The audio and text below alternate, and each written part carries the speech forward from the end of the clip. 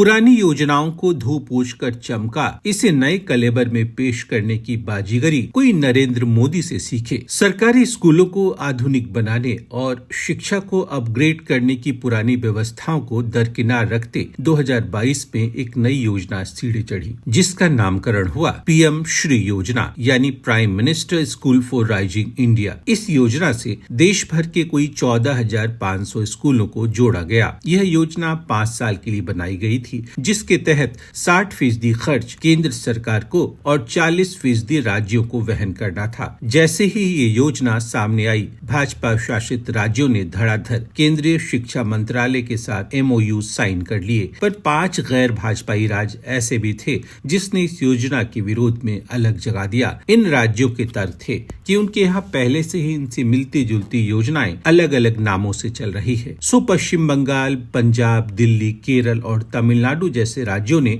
MOU sign करने से मना कर दिया। इसके बाद केंद्र सरकार ने स्कूलों के मद में दी जा रही इन राज्यों की फंडिंग रोक दी, तो केरल और तमिलनाडु जैसे राज्य तुरंत घुटनों पर आ गए और उन्होंने केंद्र की प्रस्तावित MOU पर दस्तखत कर दिए। पर पंजाब और दिल्ली की आम आदमी की सरकारें अड़ी रही कि उनके राज्य में पहले से ऐसे स्कूल चल रहे हैं, तो उन्हें पीएम श्री योजना की क्या जरूरत है। जब पंजाब में मुख्यमंत्री मान अपने जिद पर अड़े रहे, तो केंद्र सरकार ने पंजाब को दिए जाने वाले समग्र शिक्षा अभियान के फंड को ही रोक दिया। पंजाब सरकार का खजाना पहले से ही खाली है, वे अपने कर्मचारियों के वेतन देने में भी तंगी झेल रही है और वर्ल्ड बैंक जैसे अंतर्राष्ट्रीय संस्थानों से अनुदान और कर्ज की गुहार लगा रही है। सो अगर ऐसे में समग्र शिक्षा अभियान के फंड रुकने का अर्थ था कि शिक्षकों के वेतन पर भी आफत आ जानी थी। सो मान ने भी आनन फानन में दिल्ली के निजाम से गुहार लगाई और वे पीएम श्री योजना को पंजाब में लागू करने को राजी हो गए। हमारे वीडियोस को देखने के बाद लाइक और सब्सक्राइब करना बिल्कुल ना भूलें।